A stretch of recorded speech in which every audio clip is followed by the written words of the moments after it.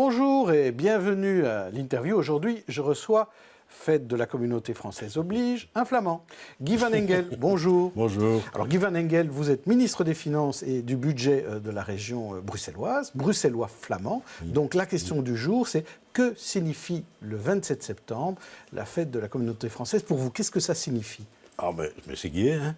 Je vais vous expliquer pourquoi. Nous avons tous des identités multiples. Et donc, moi, je me sens bruxellois, je suis néerlandophone, mais je suis aussi un peu francophone. Et donc, moi, je profite de toutes les occasions pour fêter. Et donc, c'est un peu ma fête aussi, hein. Ok, donc voilà. Comme pour le 11 juillet, c'est votre fête aussi. Oui, moi je participe à toutes les fêtes. Soyons festifs en région bruxelloise, mais soyons surtout conscients du fait que l'identité est unique. Et une fête comme celle de la communauté française ou de la communauté flamande, ce sont des fêtes du genre qui se voient surtout dans l'identité unique. En région bruxelloise, elle n'existe presque pas. Nous avons tous des identités multiples. Ma mère était scarbécoise, mon père limbourgeois. Je suis éduqué en néerlandais, j'ai fait mes études en néerlandais. Mais je côtoie beaucoup de francophones et je parle de l'un à l'autre. En ik spreek af en toe een keer een beetje Brussels. Donc, je suis un mélange.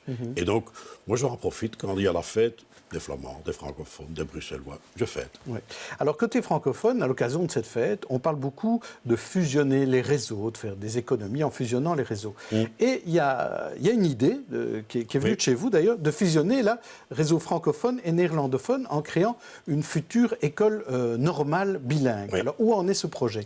Je vais vous dire, je me souviens, moi, je suis sorti de l'école normale de Karel Buls. C'était l'enseignement de la ville de Bruxelles. Charles Buls. Ouais. Oui, et Freddy Telemans est un ancien de Charles Buls. Hein, il est un peu plus âgé que moi. Et de ce temps-là, quand on sortait, on était en fait des bons bilingues.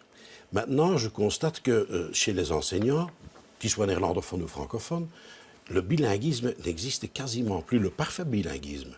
Et donc on s'est dit, il y a une demande auprès de la population et chez les jeunes, pourquoi ne pas créer une école normale qui mène au bilinguisme, où ceux qui sortent de l'enseignement pédagogique supérieur puissent donner cours aussi bien en néerlandais qu'en français, où ceux qui sortent du secondaire néerlandophone ou francophone puissent rentrer dans un même créneau qui mène au bilinguisme absolu.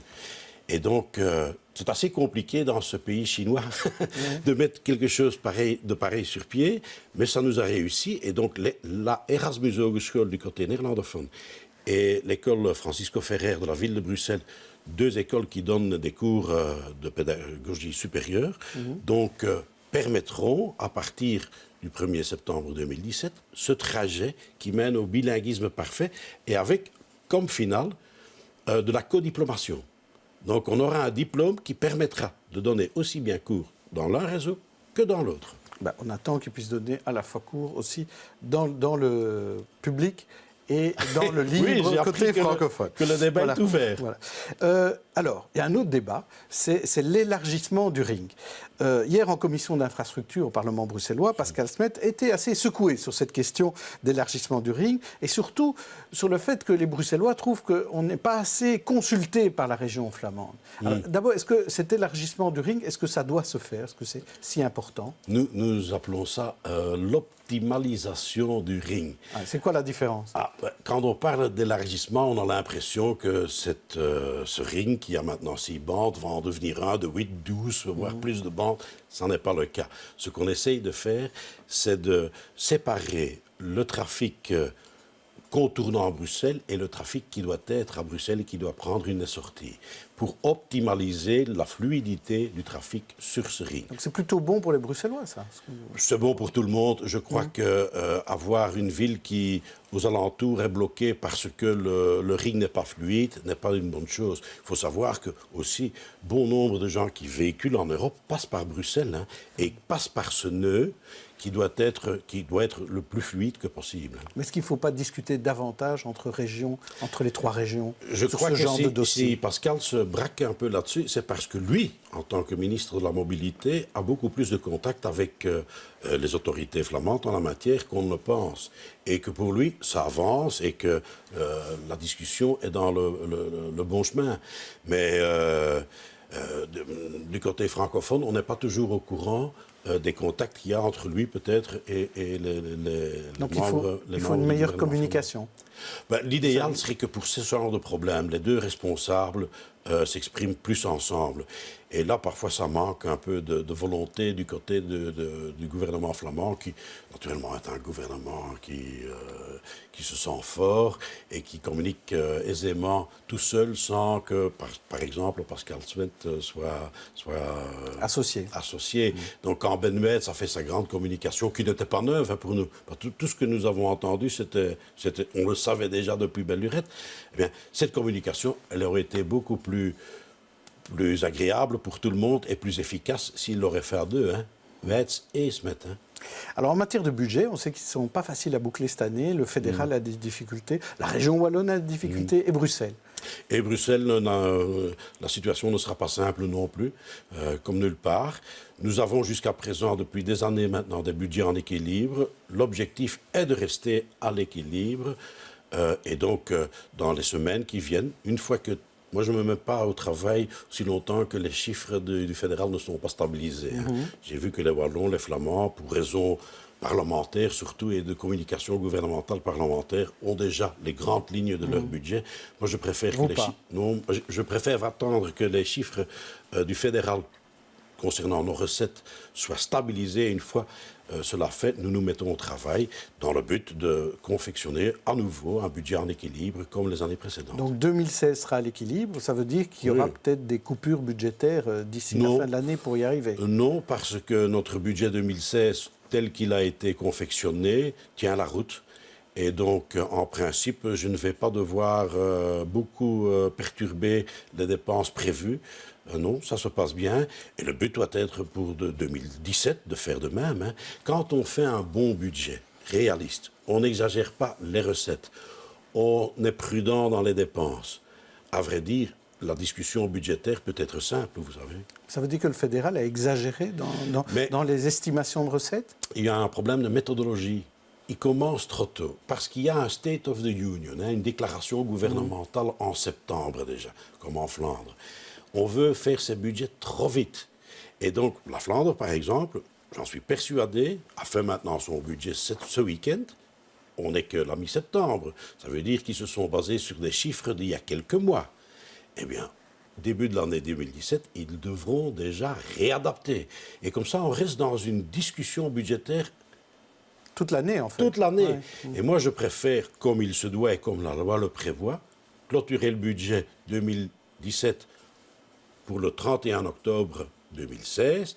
Et si on le fait à temps utile, les chiffres stabilisés permettront d'avoir un budget qui ne devra pas être revu en janvier ou février, qui tiendra la route jusqu'en octobre 2017.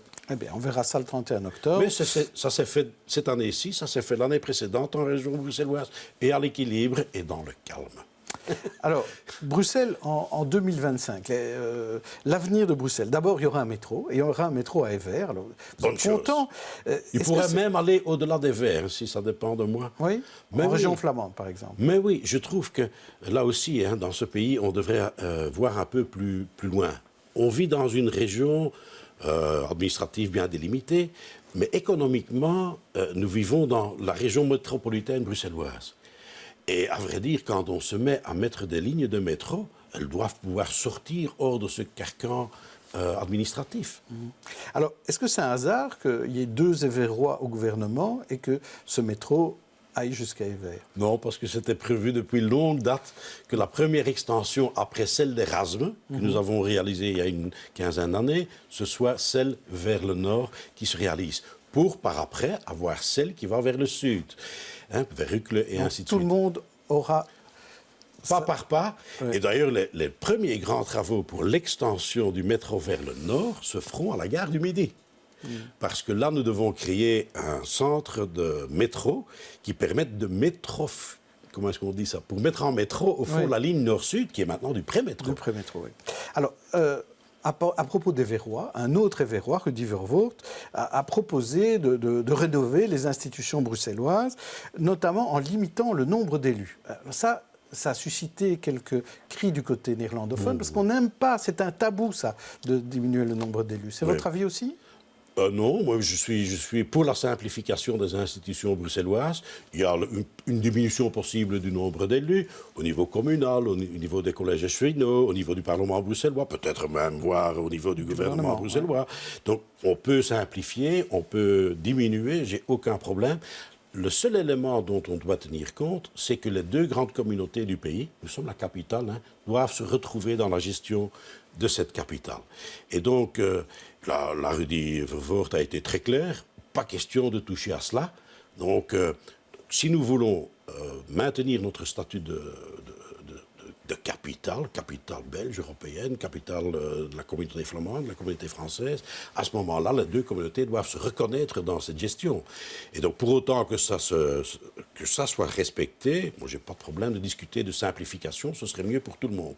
Est-ce qu'il y a une marge de manœuvre pour les Bruxellois, qu'ils soient francophones, néerlandophones, pour discuter de cette simplification entre eux? Ou est-ce qu'il faut toujours faire appel au fédéral et à une réforme de l'État? Oui, il faut faire appel au fédéral de toute façon, et il faut que ça fasse partie d'une petite réforme qui dépasse les compétences purement bruxelloises. Mais naturellement, si les Bruxellois s'accordent entre eux pour le faire convenablement, pourquoi est-ce que le fédéral refuserait? Donc la main tendue par Rudy Vervoort, vous la prenez en disant oui, discutons-en et allons plus loin. Oui, tout à fait. Et ayons une réflexion sur tout ce qui peut mener à une simplification et une gestion plus efficace en région bruxelloise. Oui, tout à fait. Merci Guy Van Engel. À demain pour une autre interview. Bonne journée, bonne soirée.